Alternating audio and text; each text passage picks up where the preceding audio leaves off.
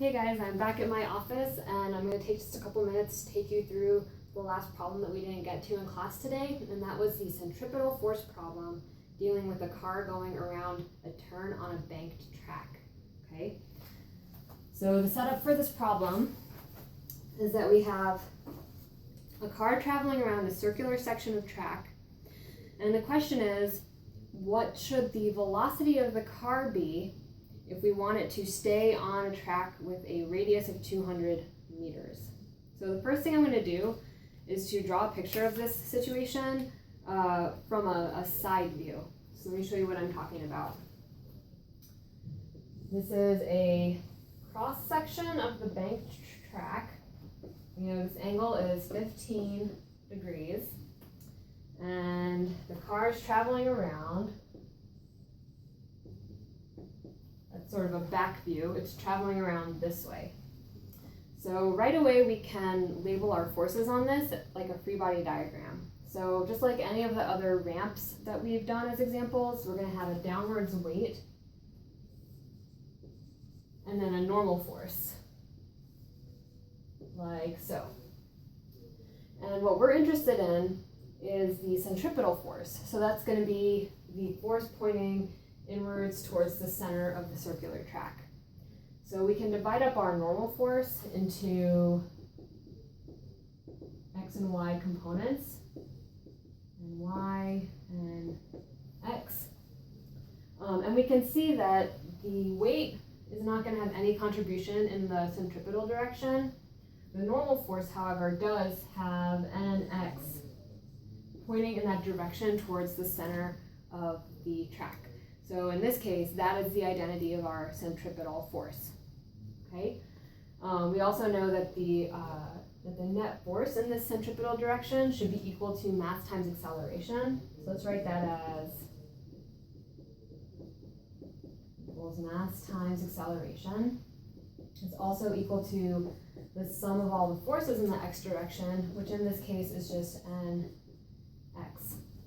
So what is this x component of the normal force? Well, we can see that the forces in the vertical direction are made up of the downwards weight and upwards ny. So that'll tell us that ny is just equal to m times g. And then we know that this triangle is 90 degrees and 15 degrees. So that'll tell us that actually the tangent of 15 is just going to be opposite over adjacent, nx over ny, or nx over mg. Therefore, nx is just mg tan 15. All right, so then nx is mg tan 15, and then that's going to be equal to ma.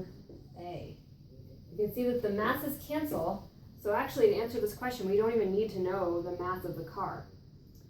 So let's rewrite that. G tan 15 equals acceleration.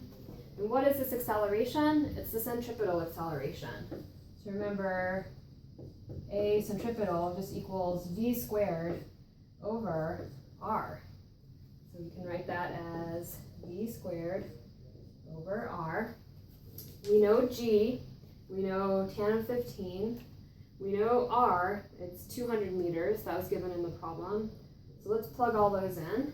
So, okay, so v equals r g tan 15 square root, right?